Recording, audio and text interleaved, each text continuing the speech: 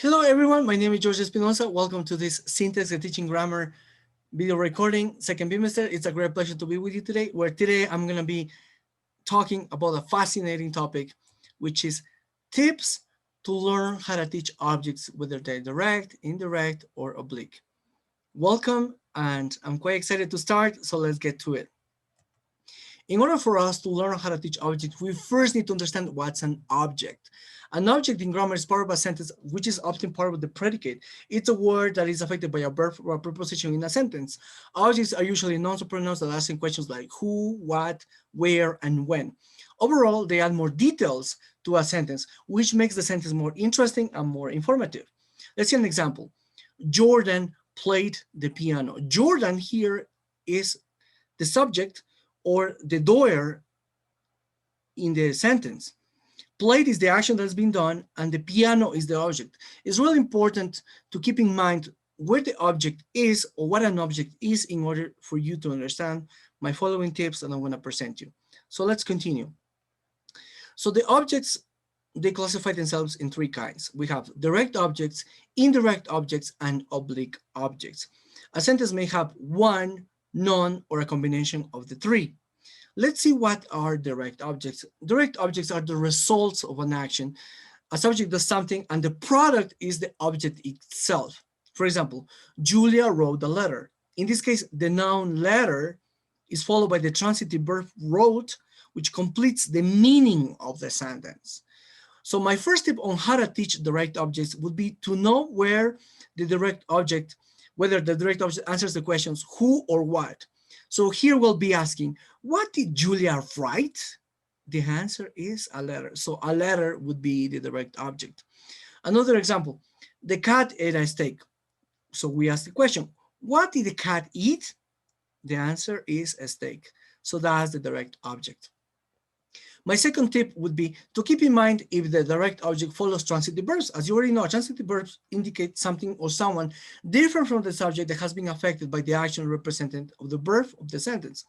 Transitive verbs can only be followed by direct objects, which is something that can really help you to identify direct objects because they act upon something or someone. For example, Martha left the keys on the desk. Left, Martha. Left, here's the transitive verb, left the keys on the desk. So the keys would be the direct object. So these are my two tips on learning how to identify direct objects. Now let's see what are indirect objects. Indirect objects receive or respond to the outcome of an action. An indirect object could be a noun or a pronoun. An indirect object does not receive the action of the verb, but it receives the action of the indirect object. That's something really important. My first tip to teach indirect objects would be to take note if the indirect object answers the questions to, for, or what, or to, for, or whom. For example, Tom left his nephews all his fortune. So here we ask the question, to whom Tom left all his fortune? The answer is to his nephew. My second tip to learn how to identify indirect objects would be to know if that an indirect object always goes before the direct object. That's something really important to keep in mind, that indirect object always goes before the direct object. For example, Peter sent me a gift. The pronoun me here would be the indirect object because it comes after the verb sent and before the noun gift, which gift here would be the indirect object. So keep in mind that in order for you to learn how to identify indirect objects. So now let's learn what are oblique objects. Oblique objects in English grammar, any phrase that is the complement or a preposition is known as an oblique object, where the prepositional phrasing itself is the complement of a verb. Oblique objects could be nouns or pronouns in a phrase that modifies the meaning of a verb. For example, Monica lives in a cottage. In this sentence, the noun cottage follows the preposition in, and together they make a prepositional phrase.